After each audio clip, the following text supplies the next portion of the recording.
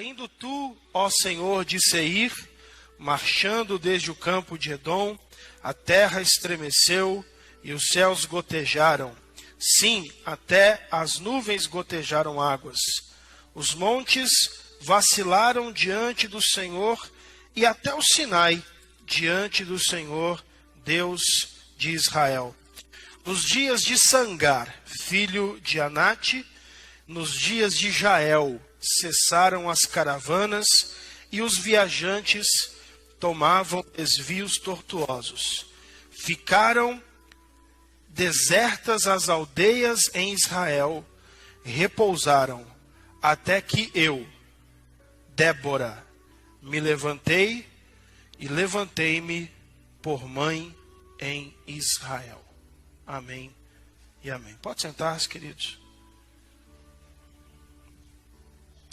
Meus amados, nós estamos nessa série.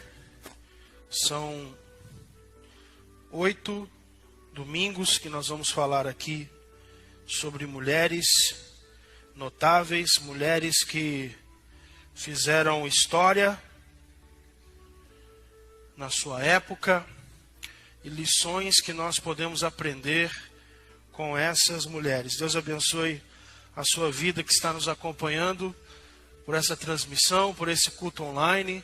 Que o Senhor fale ao seu coração nessa tarde e que a palavra do Senhor alcance a sua vida nessa tarde. Queridos, só para a gente contextualizar, na época de Débora, tá? Débora, ela foi uma juíza em Israel. Nós estamos falando de uma época que não haviam reis, não haviam governantes. Quando Josué morreu, talvez, na minha opinião pessoal, um dos grandes erros, ou o único erro que eu encontro na vida de Josué, é que ele não deixou um sucessor. Josué, ele não fez como Moisés.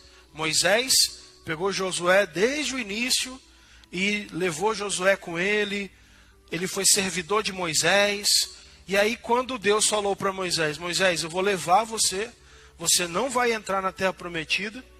E Moisés falou, Senhor, então levanta um sucessor, levanta alguém.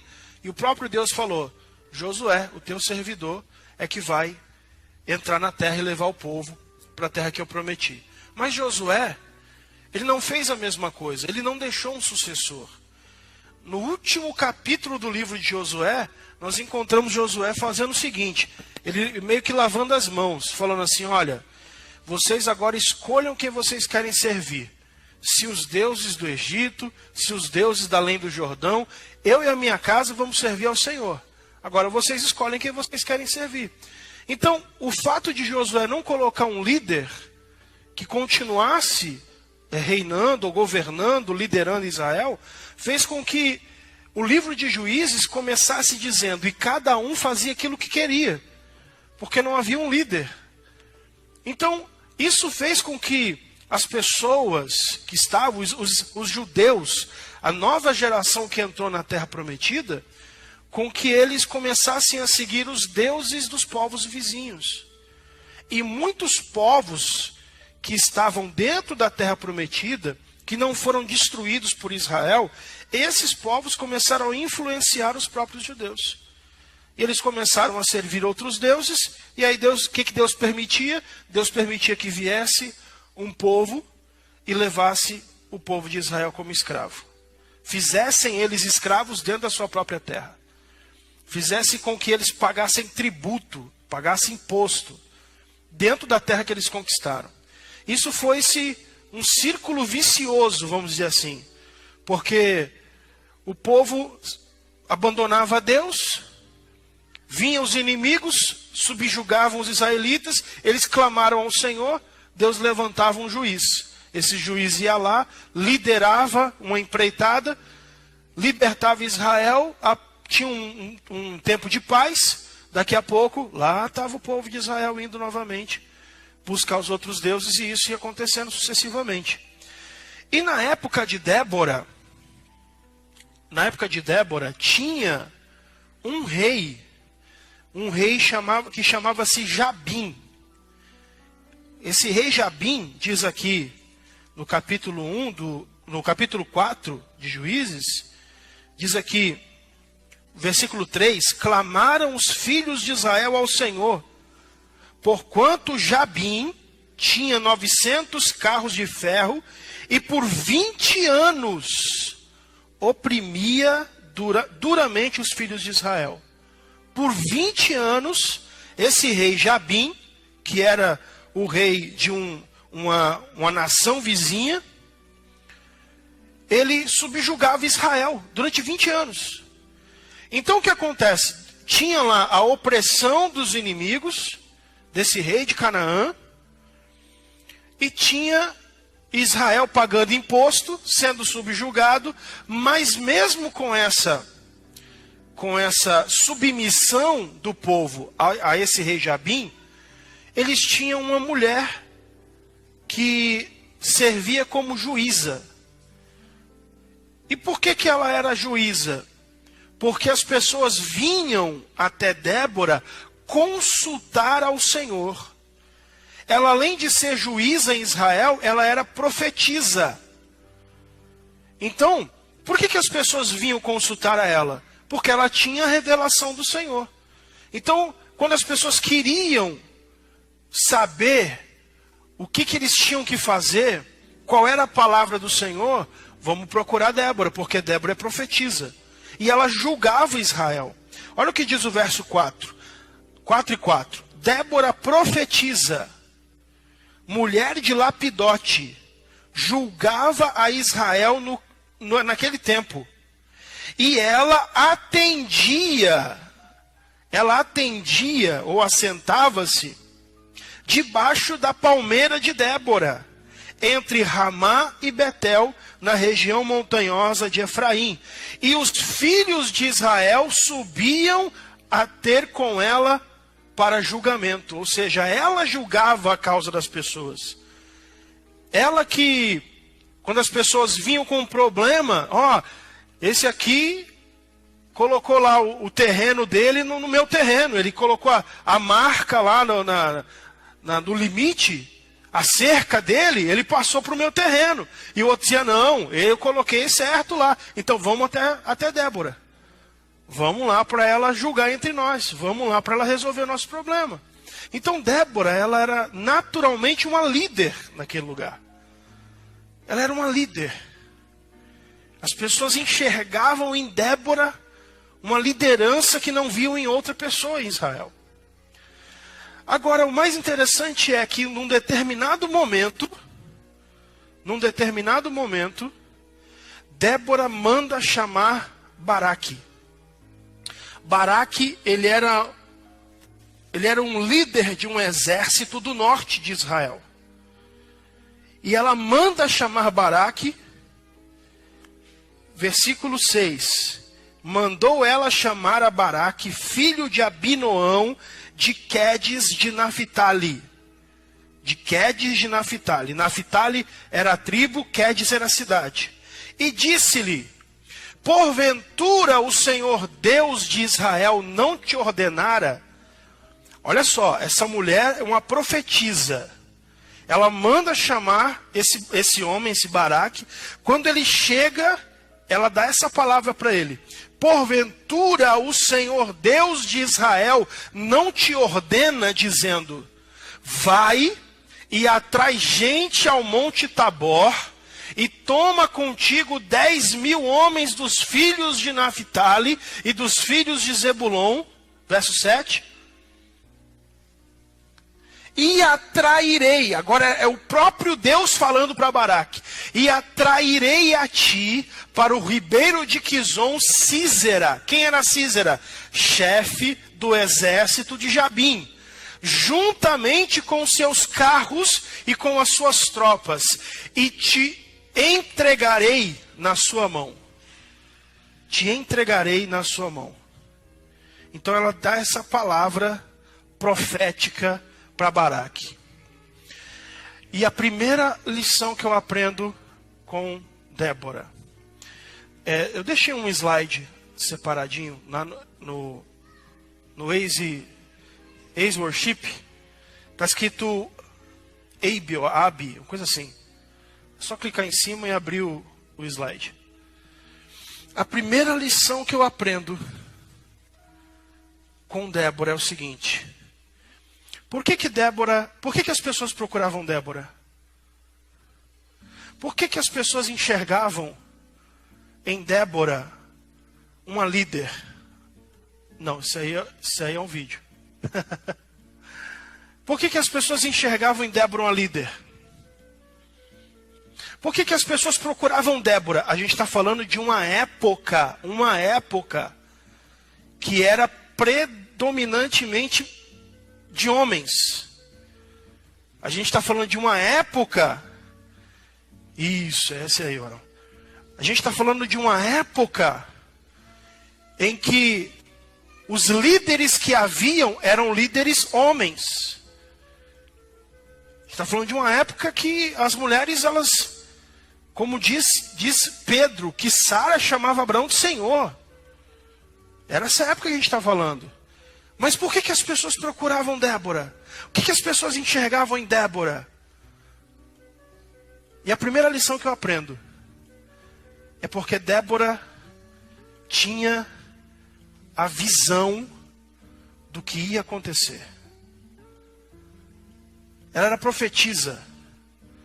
Débora tinha a visão do futuro. Débora, os líderes, olha só, os líderes são conhecidos por terem uma visão. Líderes são conhecidos por terem uma visão. Quando ela manda chamar Baraque, quem era Baraque? Baraque era o líder do exército. Baraque era o general do exército de Israel. Mas por que as pessoas procuravam Débora e não procuravam Baraque? Porque ela tinha a visão. Ela profetizava. Ela mostrava para as pessoas o futuro. Ela mostrava para as pessoas o que ia acontecer. E quando ela manda chamar Baraque, ela fala para ele assim, ó, vai até o Monte Tabor. Ela dá uma instrução para ele. Vai até o Monte Tabor, junta homens de Naphtali, de Zebulon, até 10.000. E aí ela fala como se fosse Deus falando, dizendo, eu vou atrair o exército de Jabim até você. Eu vou atrair Sísera, o general do exército de Jabim. E eu vou entregar ele na sua mão. O que ela fez? Ela mostrou o futuro. Eu vou fazer isso. Eu vou entregar isso na sua mão. E eu aprendi, eu aprendi com Débora que nós precisamos olhar para o futuro e não olhar apenas para o presente. E não olhar apenas para o agora, para o que está acontecendo à nossa volta. Pessoas diferenciadas, elas olham para o futuro, elas olham para frente. Na aviação, é engraçado que o irmão Emerson veio aqui, ele falou uma coisa interessante. Eu estava observando ele falando que Deus, Ele tem o controle de tudo. Ele tem o controle das nossas vidas. E a palavra de Deus diz que todas as coisas contribuem juntamente para o bem daqueles que amam a Deus. Na aviação, tem uma torre de controle. E essa torre de controle, ela está ciente e vendo tudo o que está acontecendo no espaço aéreo. Tem uma foto, varão, no Waze aí, em cima desse slide.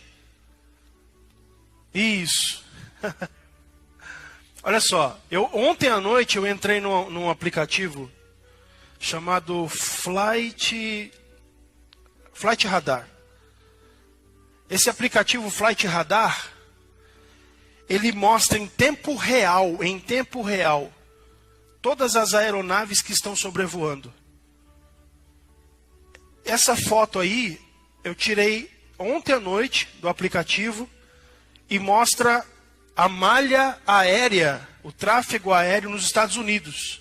Ontem, às 8:30 da noite. A quantidade de aviões. Isso aí foi em tempo real. Ontem, às 8:30 da noite. Eu te pergunto, por que esses aviões não se chocam no ar uns com os outros? Como que eles conseguem trafegar assim, parecendo um formigueiro? E eles não se chocam, não tem problema. Por que 2 aviões não pousam ao mesmo tempo no aeroporto? Porque tem uma torre de controle. Que essa torre de controle é que dá as instruções para todas as aeronaves. Quando um piloto ele tá voando, um comandante ele está voando e tem uma nuvem que naquela nuvem está vindo uma tempestade e ele pergunta para a torre de controle: torre, posso desviar da nuvem? Se a torre falar para ele assim, atravesse a nuvem, você pode ter certeza que o lugar mais seguro que vai ter para ele é no meio da nuvem, no meio da tempestade. No meio da tempestade.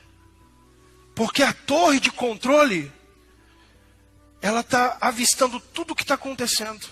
Ela está vendo todos os aviões. Ela consegue ver o futuro.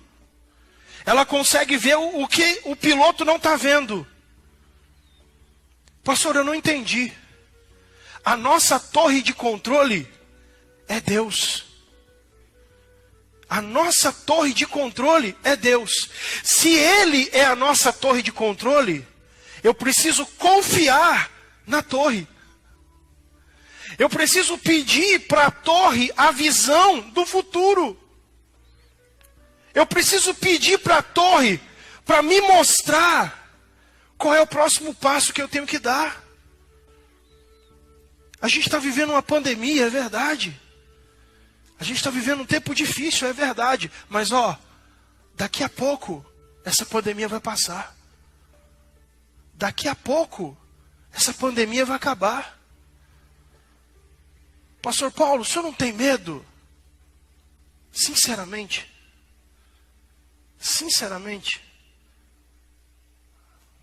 não. Sabe por quê? Vou explicar. Eu creio que Deus tem o controle e um propósito na minha vida.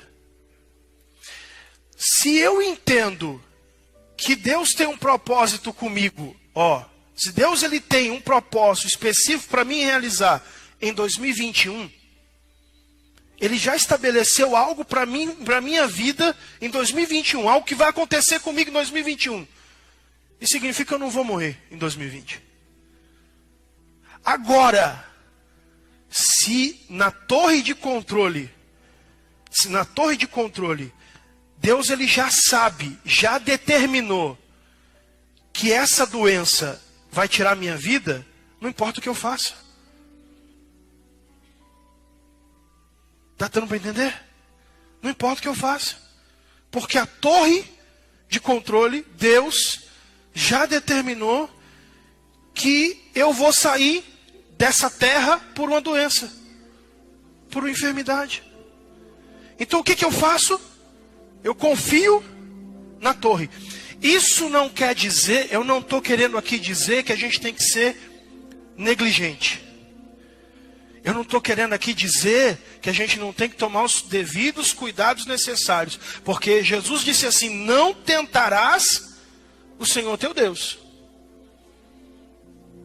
Mas Esse ano, não sei se vocês vão lembrar, um dos primeiros cultos, eu mencionei aqui o pastor Alexandre. Naquela semana, aprove a Deus recolhê-lo. E eu fiquei assim pensando, quem podia imaginar, ano passado, eu estava aqui, pastor Alexandre era meu amigo desde os 14 anos de idade. Nós éramos amigos de infância, de adolescência. Ano passado eu estava aqui com ele. Mas quem podia imaginar que de um ano para o outro, ele disse que ia descobrir uma enfermidade, um câncer no pulmão, ia começar um tratamento, o câncer ia se espalhar e Deus ia levar ele por causa daquela enfermidade. Eu não conheço o futuro, mas eu confio naquele que conhece. Eu confio naquele que conhece o futuro. Naquele que tem o controle de todas as coisas. Os aviões não se chocam no ar, todos indo para um lugar diferente, numa rota diferente, porque a torre de controle está determinando onde cada um vai. O que nós precisamos buscar? A visão daquele que tem a visão do futuro. Olha só. Não é porque eu não sei o futuro, não é porque eu não conheço o que vai acontecer até o final desse ano, que eu não posso, pela fé, projetar o futuro. Vou repetir isso aqui. Não é porque eu não conheço o futuro que eu não posso projetar pela fé o futuro. Charles Chaplin, ele dizia uma frase assim: o homem que não tem sonhos já morreu. O homem que não tem sonhos, na verdade, já morreu. Não está mais vivo. Visão é uma coisa que está dentro da nossa mente. Visão é algo que está dentro da nossa imaginação. Se eu perguntar para você, responda para você mesmo. Responda para você mesmo. Qual é o seu sonho? Qual é o seu objetivo? Qual é a meta que você quer alcançar e realizar ainda em 2020?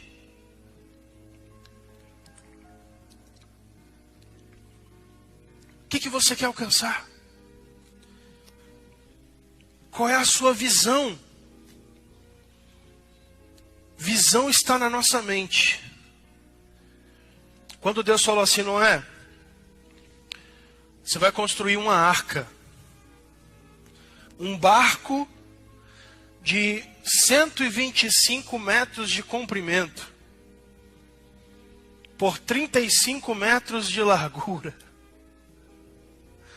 Você vai revestir esse barco por dentro e por fora com betume impermeabilizante, e esse barco vai ter 3 andares. O barco já estava pronto, mas Noé visualizou o barco na mente. Ele viu o barco. Isso é visão. Isso é você enxergar algo que vai acontecer dentro da sua mente, mesmo que aquilo ainda não esteja materializado fisicamente. Débora tinha a visão do que ia acontecer. É por isso que as pessoas vinham buscar a ela para se consultar. Porque ela tinha uma visão, ela mostrava a revelação de Deus. Ela olhava para o futuro. Tem um homem que eu admiro muito esse homem, apesar dele não ser cristão, eu admiro muito. Admiro a visão que esse homem teve. Esse homem fez história. Steve Jobs. Por que Steve Jobs é tão aclamado nos dias de hoje? Já foi feito até filmes com ele, com a história dele. Porque Steve Jobs, ele criou uma coisa que ele entendeu que as pessoas iam usar no futuro. E eu separei um trechinho de um vídeo, quando ele apresentou, é um videozinho de 2 minutos e 40 segundos. Quando ele apresentou o iPhone pela primeira vez. Years of research and development, and of course it's an interplay of hardware and software. Now, why do we need a revolutionary user interface? I mean, here's 4 smartphones, right? Motorola Q, the BlackBerry, Palm Treo, Nokia E62, the usual suspects. And what's wrong with their user interfaces? Well, the problem with them is really sort of in the bottom 40 there. It's this stuff right here. They all have these keyboards that are there whether you need them or not to be there. And they all have these control buttons that are fixed in plastic and are the same for every application. Well, every application wants a slightly different user interface, a slightly optimized set of buttons just for it. And what happens if you think of a great idea 6 months from now? You can't run around and add a button to these things. They're already shipped. So what do? It doesn't work because the buttons and the controls can't change. They can't change for each application, and they can't change down the road if you think of another great idea you want to add to this product. Well, how do you solve this?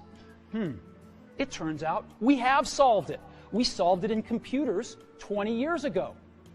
We solved it with a bitmap screen that could display anything we want, put any user interface up, and a pointing device. We solved it with the mouse, right? We solved this problem. So how are we going to take this to a mobile device? Well, what we're going to do is get rid of all these buttons and just make a giant screen. A giant screen. Now, how are we going to communicate this? We don't want to carry around a mouse, right? So what are we going to do?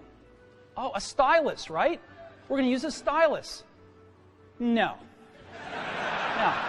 Who wants a stylus? You have to get them and put them away and you lose them. Yuck. Nobody wants a stylus. So let's not use a stylus.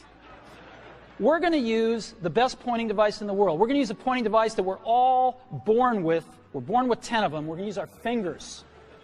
We're going to touch this with our fingers. And we have invented a new technology called multi-touch, which is phenomenal. It works like magic. You don't need a stylus. It's far more accurate than any touch display that's ever been shipped. It ignores unintended touches. It's super smart. You can do multi-finger gestures on it. And boy, have we patented it. So... Okay. O que ele está falando? Hoje a coisa mais normal do mundo é a gente pegar um celular com touchscreen, onde você mexe no celular com o dedo. Mas isso não existia até que Steve Jobs inventou isso. Foi ele que criou o sistema touchscreen. O que Steve Jobs fez? Ele pegou algo e ele viu o futuro. Pegou algo que existia, que era um aparelho. Eu já tive um Nokia. O primeiro celular que eu tive foi um Nokia, daquele ali, cheio de botão. Eu ficava feliz porque tinha um jogo da cobrinha. Alguém aqui teve um celular desse? O jogo da cobrinha. O Snake. E era o que se tinha, era o que se conhecia. De repente, veio um camarada doido e fala, não, nós criamos um aparelho que ele vai ligar o telefone normal que nós temos, o smartphone, vai juntar o smartphone, vai juntar o iPod, que era um lugar que carregava 1000 músicas, que foi ele também que criou. E por causa do iPod, que é desse aparelho que armazenava 1000 músicas na memória, ele mudou o mercado fonográfico do mundo. Porque até então, as gravadoras, elas tinham que fazer o quê? Vender CD. Vender CD. Às vezes você queria ouvir uma música, era uma música que você queria ouvir, mas você tinha que comprar um CD, que vinha com mais 10 músicas, por causa de uma música. E aí vem o Steve Jobs e inventa o iPod. Agora você pode armazenar 1000 músicas num aparelho só. Puf, mudou o mercado fonográfico. Todo mundo, as gravadoras, todo mundo tem que se reinventar. E aí depois, 2 anos depois, isso foi em 2005, 2 anos depois, ele vem e fala, bom, agora eu criei um iPod, que vai juntar com um celular e um computador de mão. E criou o iPhone. E tem mais, esse iPhone, esse aparelho, você não vai precisar digitar no teclado. Você vai mexendo com o dedo. Ele viu o futuro. Ele viu o futuro. Saia daqui nessa tarde com uma tarefa. Não durma hoje sem projetar o que você quer realizar no futuro próximo. Não comece a semana sem pensar em quais serão os próximos passos que você vai dar na sua vida nos próximos meses. Ah, pastor, mas a gente não sabe, e de repente o coronavírus, meu irmão, confia na torre de controle. Faça a sua parte e projete o futuro. É a primeira lição que eu aprendo com Débora. Isso é tão interessante que quando Baraque falou assim para Débora, ele falou assim, ela falou, olha, você vai e tal, eu vou dar o exército de Jabim na sua mão. Aí Baraque diz para ela assim, se tu fores comigo, eu irei. Mas se tu não fores comigo, eu não irei. Aí ela fala assim, verso 9, certamente eu irei contigo, ó. Porém, não será tua a honra dessa expedição, pois a mão de uma mulher o Senhor venderá a Sísera. Levantou-se, pois, Débora e foi com Baraque a Quedes. Quando Débora fala para Baraque assim, a honra não será tua, será de uma mulher, ela não está falando dela. Ela não está se referindo a ela, que essa mulher seria ela. Essa mulher era uma mulher chamada Jael. A continuação da história diz que esse general do rei Jabim, do rei inimigo, quando Israel estava em cima dos cananitas e os inimigos fugindo, porque o Senhor realmente deu os inimigos na mão de Israel, estava todo mundo fugindo. Esse homem chamado Sísera, que era o general do exército inimigo, ele fugiu e ele entrou dentro de uma tenda. E aí ele chegou na tenda, quem estava lá? Jael. Jael era uma israelita.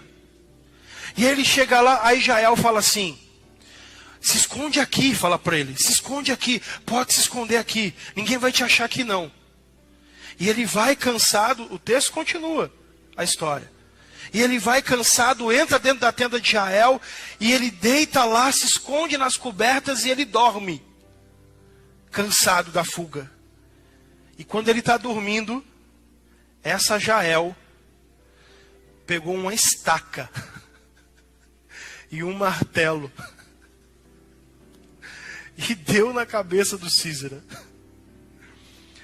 E aí quando ela se encontra com Baraque, ela fala assim, ó, eu matei o general do exército inimigo. Tá lá, pode ir lá, a cabeça dele lá tá lá, com a estaca em cima. E quando Débora, ela fala, eu vou com você, mas a honra dessa expedição será de uma mulher e não tua, ela estava falando de Jael, futuro. Ela viu o que ia acontecer no futuro. Ela viu o que ia acontecer mais na frente. Segunda lição que eu aprendo com Débora, isso aqui é interessante. E eu queria ter mais tempo para falar sobre o outro, mas vamos ficar só nos dois, nas duas lições. É que Débora promoveu Baraque. Débora era líder. Débora era a juíza. A visão estava com Débora. As pessoas vinham se consultar com Débora. Mas o que ela fez? Ela falou assim, não, eu vou chamar o chefe do exército. E ele é que vai liderar o exército contra o rei Jabim. Ela promoveu Baraque.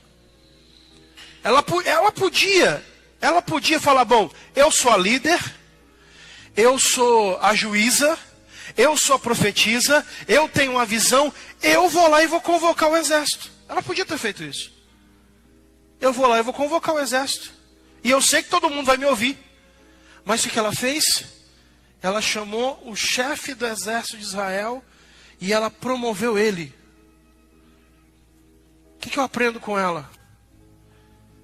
Nós precisamos promover as pessoas que estão ao nosso lado.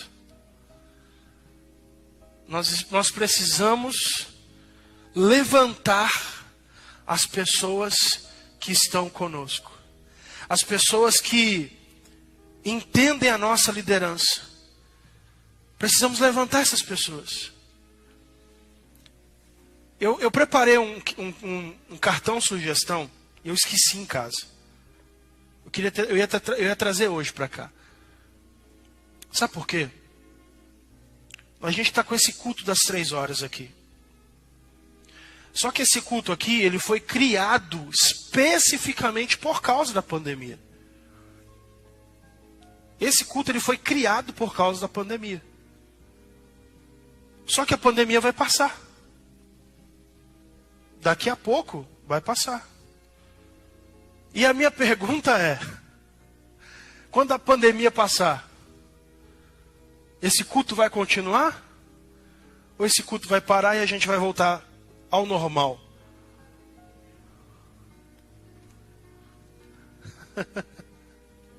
Então, nesse cartão sugestão, uma das perguntas que eu coloquei lá é o seguinte: depois da pandemia, você pretende continuar vindo no culto das 15 horas? Ou voltar no culto, ou você vai voltar para o culto das 18? E aí a segunda pergunta é, por quê? Porque já que a pandemia vai passar e esse culto existe por causa da pandemia, por que vamos continuar com esse culto? É uma pergunta para se pensar.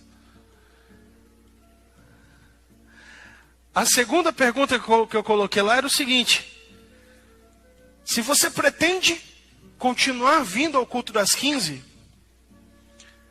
o que você poderia se disponibilizar para nos ajudar no culto?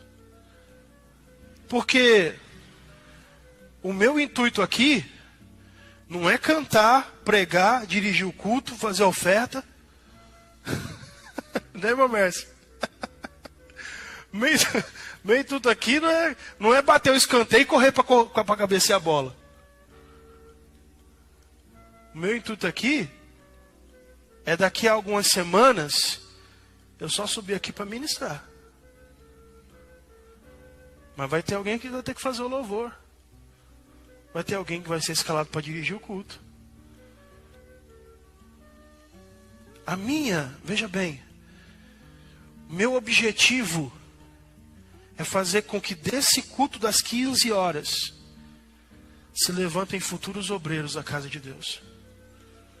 Futuros líderes. Futuros pregadores. Quem disse que eu tenho que pregar todo domingo? Futuros pregadores. Futuros ministros de louvor. Quem sabe esse culto não se torna um grande treinamento de líderes. Porque ninguém faz nada sozinho. Ninguém faz nada sozinho. E o que eu aprendo com Débora é que ela promoveu quem estava com ela. Ela promoveu. A terceira pergunta que eu coloquei lá no questionário é: o que tem no culto que podia ser diferente? Qual que é a sua opinião, a sua sugestão? O que podia fazer diferente? Glória a Deus. Ui? Ah, tá. Não, mas domingo que vem eu trago o questionário. Vocês vão preencher o questionário e vão deixar ali na saída. Promover. Promova as pessoas que estão com você.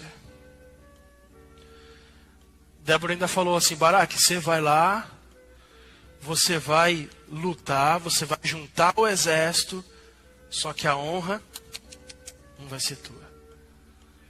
A honra de matar o general vai ser de uma mulher. Vai ser a Jael. Então a primeira lição é a lição da visão. Enxergue o futuro.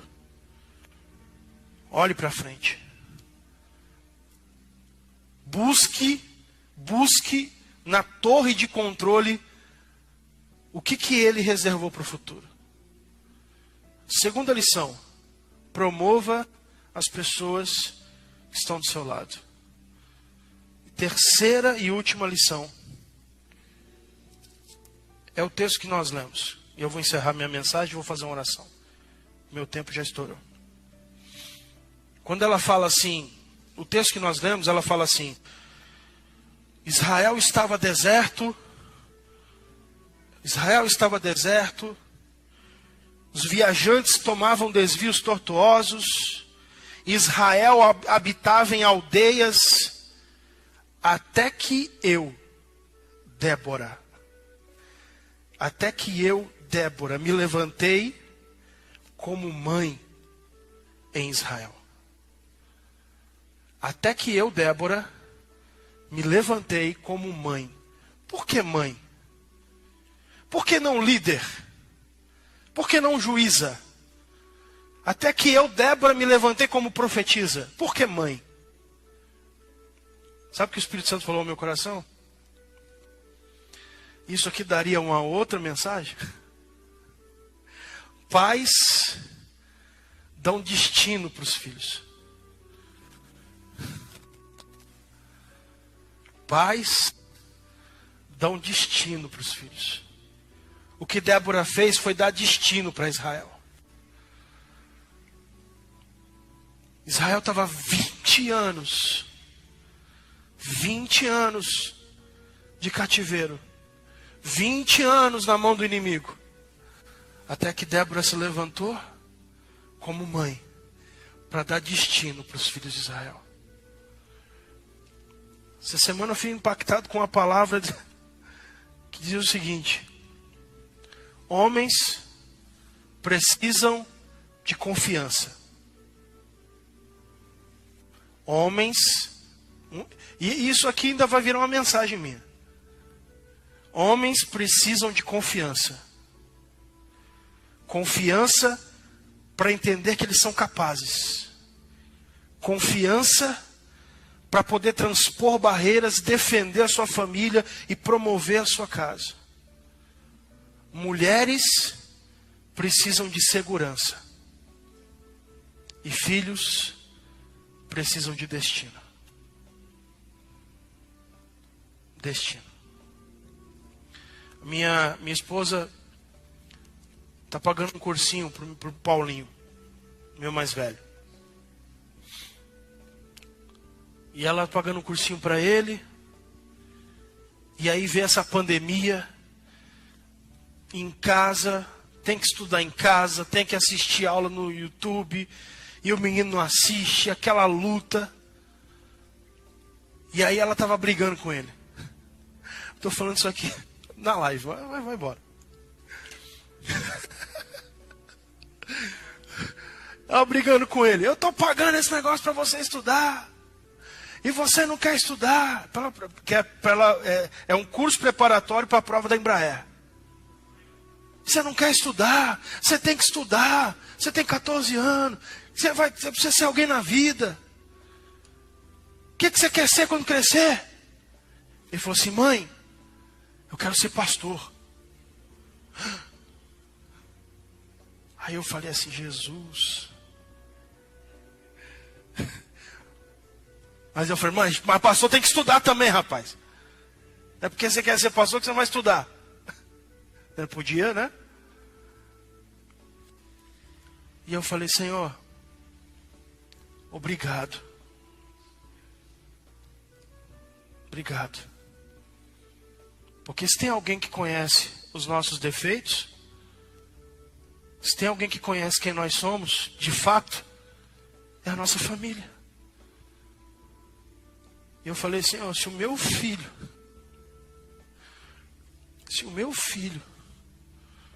está falando que quer ser um pastor, eu acho que alguma coisa ele viu em mim. Falei: obrigado, Senhor. Vamos ficar de pé. Vamos orar.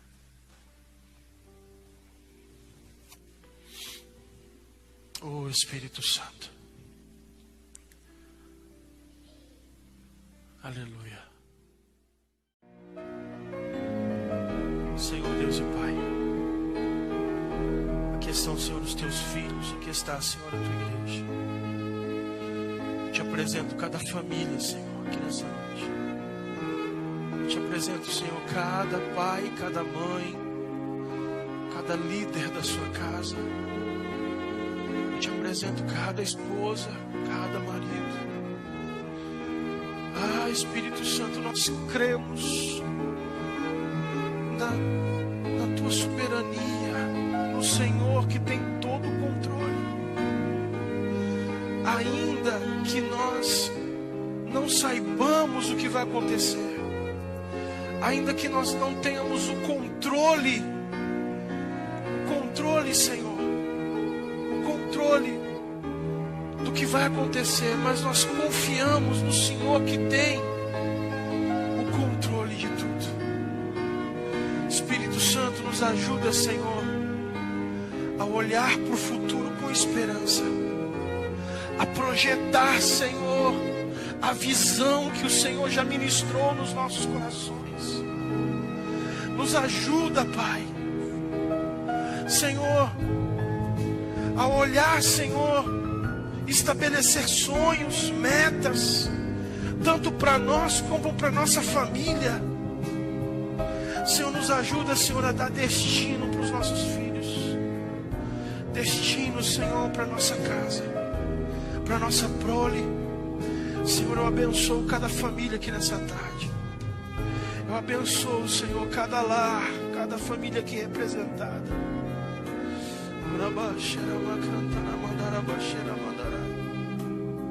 Senhor, nós estamos vivendo dias difíceis, é verdade. Às vezes olhamos, Senhor, as situações ao nosso redor e o nosso coração teme. Mas nos ajuda, Senhor, a confiar que todas as coisas cooperam para o nosso bem. Seja, Senhor, a tua bênção sobre cada um aqui nessa tarde. Dá aos teus filhos uma semana de vitória, uma semana de bênção. Uma semana, Senhor, de boas notícias. Uma semana, Senhor, de sonhos estabelecidos. Oh Espírito Santo. Uma semana, Senhor, de metas traçadas. De confiança, Senhor. Nós assim oramos. Te agradecemos. Em nome de Jesus. Que o grande amor de Deus, a graça do nosso Senhor Jesus Cristo e a doce comunhão e consolação do Espírito Santo seja com todos nessa igreja, hoje e para sempre. Todos digam que assim seja. Deus abençoe. Tenha uma ótima semana. Uma semana de bênção. Uma semana de vitória. Está terminado. Em nome de Jesus. Vou pedir para que vocês não se cumprimentem com as mãos, por favor.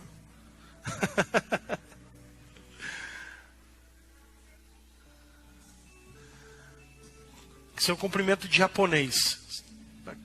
É assim.